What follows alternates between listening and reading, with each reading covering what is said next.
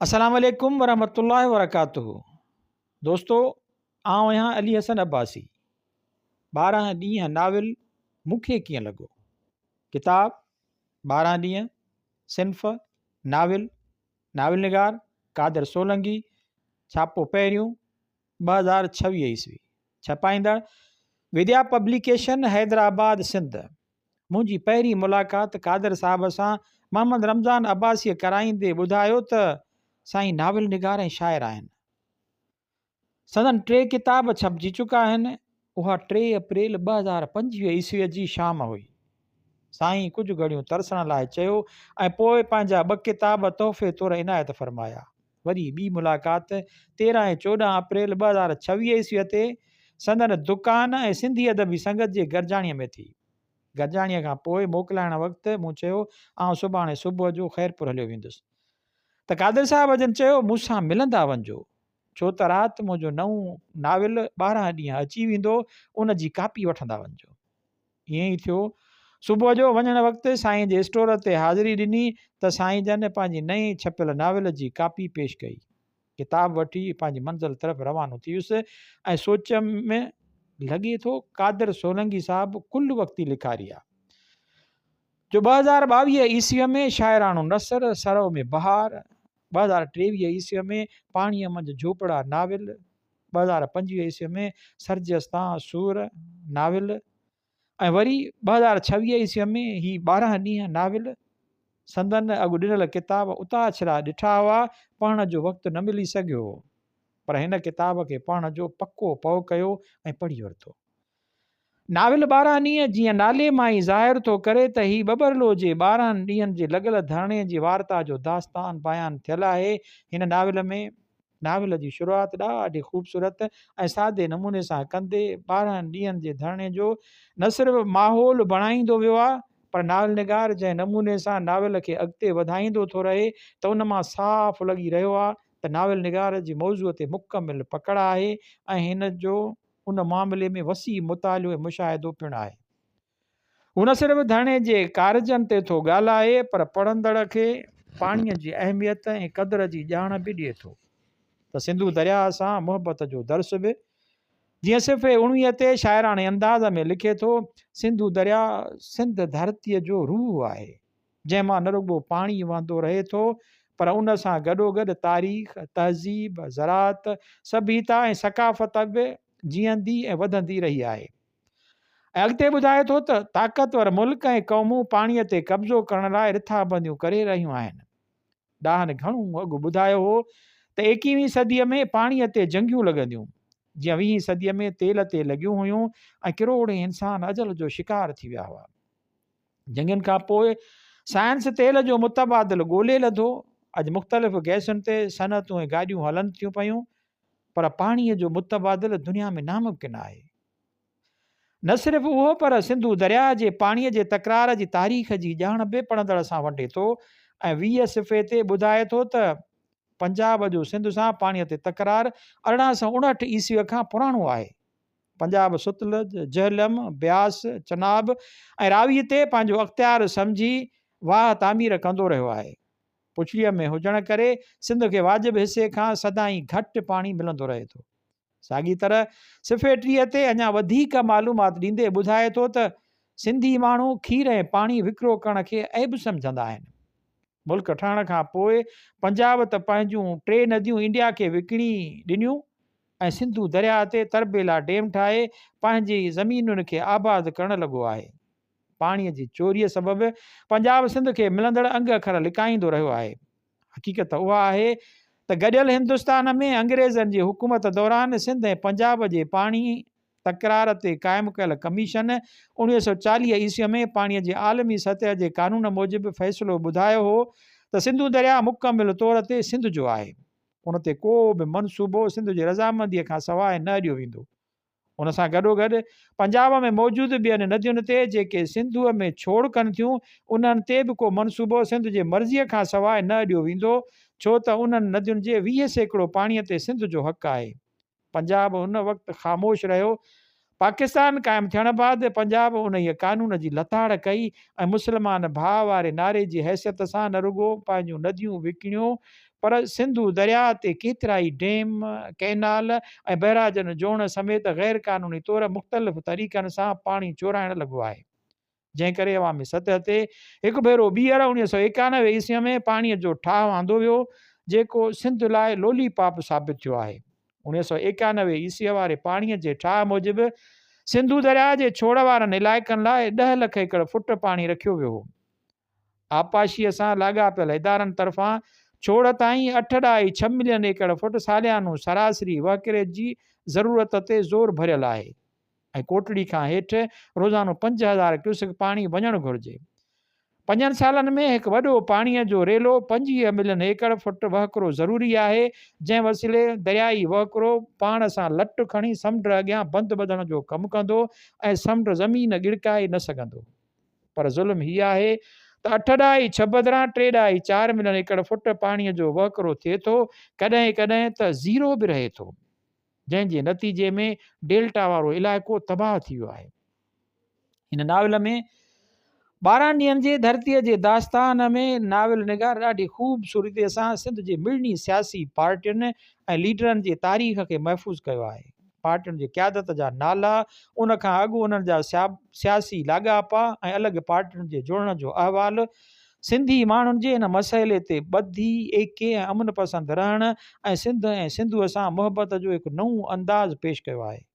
नारे जे वारियासिन भिटुनि जी यात्रा जे सांगे सां मीरनि जे ॿेले मेहराणे जो सैर, मीरनि जे साहिबीअ जो मुख़्तसिर ज़िक्र, मीर अली नवाज़ जो इश्किया दास्तान ऐं पाकिस्तान सां जुड़ण जी तारीख़ जी ॼाण बि ॾींदो थो वञे।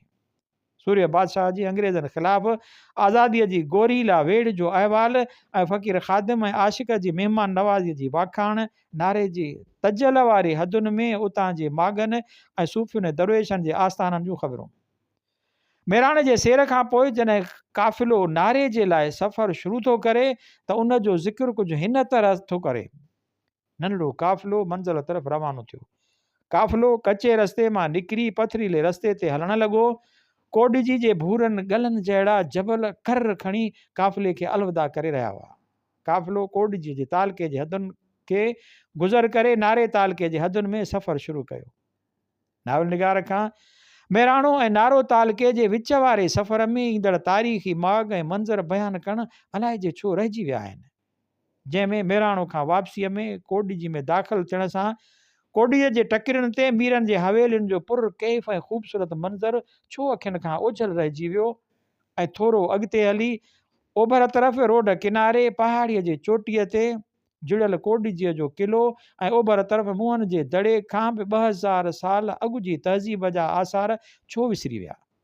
उन खां पोइ नारे जी ख़ूबसूरतीअ जी तस्वीर हिन तरह थो चिटे, चओ तरफ़ रुमानवी मंज़र हो, सहरा में कंहिं हसीना जे उभरियल छातीअ जहिड़ा वारीअ जा दड़ा सुरूर ॾेई रहिया हुआ।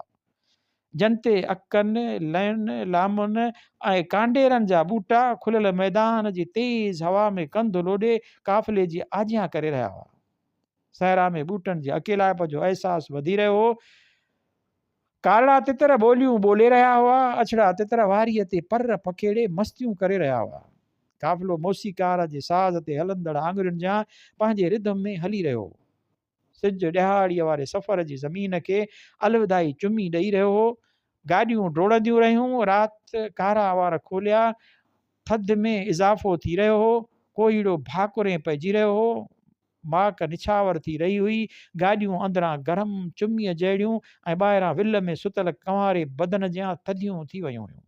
परे खां टिमकंदड़ बल्बनि जे कहकशां नज़र अची रही हुई। तमामु दिलि फ़रेब इंतिहाई ख़ूबसूरत ऐं शारे अंदाज़ में मंज़र निगारी, पर अफ़सोस सां चवणो थो पइजे त अफ़साना निगार जो मुशाहिदो नज़र नथो अचे, छो त उन्हनि वारियासिन भिटुनि जी सूंहं आहे खिप, ॿूह, खबड़, किरड़, कंडी, लाणी ऐं सचा सर या ॿूड़ा, जंहिंजो ज़िक्र बिन कोन कयो अथसि। उनखां पोइ चूंडके शहर मां काफ़िले खे गुज़रंदे थो ॿुधाए ऐं चूंडके शहर जी मुख़्तसिर तारीख़ ऐं हैसियत थो बयानु करे।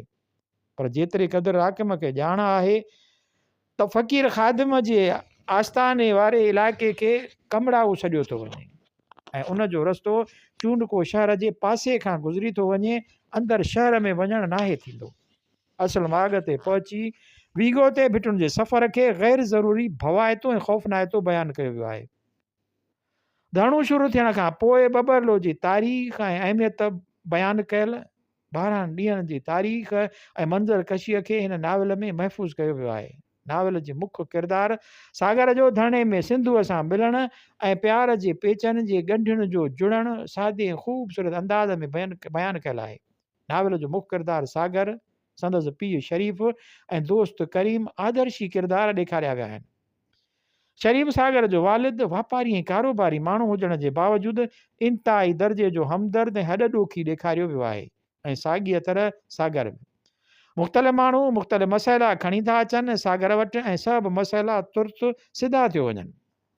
मोबाइल ते लाइव थियण जी देरि बिल्कुलु अलादीन जे चिराग वारो कमु। उन करे कॾहिं कॾहिं उहे किरदार अणठ कंदड़ था लॻनि। हूअं त बयान अंदाज़ में लिखियल आहे नाविल, पर कॾहिं कॾहिं नंढा नंढा मुकालमा थकायो विझनि। धरणे जो ख़ात्मो हिन तरह थो थिए। नेठि ॿीहर वफ़ाक़ी हुकूमत खे धरणे अॻियां गोॾा खोणा पिया। CCI वारो 5 ॾींहंनि खां बाद में ऐलान कयल इजलास हंगामी बुनियादनि ते 3 ॾींहं अॻु सॾायो वियो। धरणे में ख़ुशी सिंधूअ जे लहरुनि जा छोलियूं हणी रही हुई। मुल्क जे गादीअ जे हंध में CCI जो इजलास शुरू थी वियो। बबरलो धरणे मां सिंधू दरिया मां 6 कैनाल कढण ऐं कारपोरेट फार्मिंग मनसूबनि ख़िलाफ़ मज़ामती नारनि जी गूंज इजलास में वेठल मेंबरनि खे ॾकाए रही हुई। इजलास ख़तमु थियो। वज़ीर आज़म सरकारी मीडिया ते अची इजलास में कयल फ़ैसिले जी पधिराई कई त जेसीं ताईं चारई सूबा मुतफ़िक़ न थींदा तेसीं ताईं सिंधू दरिया मां 6 कैनाल न निकिरंदा। हुकुमनामो मीडिया ते ॾेखारियो वियो। बबरलो धरणे ॻाट ऊचो करे फातिहाना मुर्क मुर्की पई। बबरलो धरणे जी धरती ॻाट ऊचो करे फातिहाना मुर्क मुर्की पई। जशन शुरू थी वियो। सिंधूअ जा आशिक झुमरियूं हणंदा रहिया। सागर ऐं करीम बि धरणे में आया। सिंधू मौज मस्तीअ में छोलियूं हणंदी सागर सां मिली खेसि मुबारक ॾिनी। वकील अॻवान आमिर नवाज़ स्टेज ते अची धरणो ख़तमु करण जो ऐलान कंदे क़ौम जो साथ ॾियण ते शुक्रियो अदा कयो। अवाम ख़ुशियूं कंदो वापसि वञण लाइ धरणे मां निकिरंदो रहियो। वकीलनि जा काफ़िला बि वापसि वेंदा रहिया। मारीअ सिंधूअ खे चयो, पाण बि हाणे हलूं। सिंधूअ खे सागर खां मोकिलाइणु ॾुखियो लॻी रहियो। सिंधूअ जी ज़ुबान न पए चुरी। अखियुनि जे इशारनि सां मोकिलाइण जी कोशिशि कयई। ॿिन्ही जूं अखियूं लुड़कनि ऐं चहिरो मुर्कनि सां भरिजी आयो। सिंधू हिमत कंदे चयसि, सागर कराची मिलणु अचिजांइ, पाण क़ौमी काजनि में गॾु हूंदासीं। सिंधू सागर ऐं करीम खां मोकिलाए साथी वकीलनि सां हली वई। सागर क़ौमी एके जोश जज़्बे वेसा उमेद ऐं ख़ुशीअ सां सरशार रहंदे चयो, करीम पाण बि हलूं। हीअ आहे किताब जो सुफ़ो नंबर 110। इते नावल जी पुॼाणी थियणु घुरिबी हुई। उन खां अॻिते सिर्फ़ु 134 ताईं नाविल जो वाधारो हिसो आहे, जेको जेकॾहिं न हुजे त बि नाविल मुकमिल आहे। हीउ नाविल थोरनि उणाइनि जे हूंदे बि हिकु ख़ूबसूरत बहितरीन ऐं जानदार नाविल आहे। लेखक सॼी नाविल में चंद लफ़्ज़नि खां अलावा सवली निज सिंधी ऐं ख़ूबसूरत ॿोली इस्तेमालु कई आहे। तशबीहूं इस्तारा ऐं मंज़र निगारी इंतिहाई ख़ूबसूरत पुरकशिश ऐं शाइराणे अंदाज़ में बयानु करे नाविल खे अञा बि वधीक मुलाहितो ऐं जानदार बणाए छॾियो आहे। जंहिं अंदाज़ में सियासी तारीख़ी ऐं समाजी पस मंज़र पेश कयो वियो आहे उन मां साफ़ ज़ाहिर थो थिए त नाविल निगार जो वसी मुतालियो ऐं ॻूढ़ो मुशाहिदो आहे, जंहिं करे लेखक जस लहिणो। उमेद थी कजे त नाविल पढ़ंदड़ हिन मां न सिर्फ़ु अदबी चस ऐं हिज़ हासिलु कंदो, पर सियासी ऐं तारीख़ी मालूमात जा मोती बि पले पवंदसि। अली हसन अब्बासी, 24 मई 2026 ईस्वी, आचर जो ॾींहुं, शाम जा 7 बजा।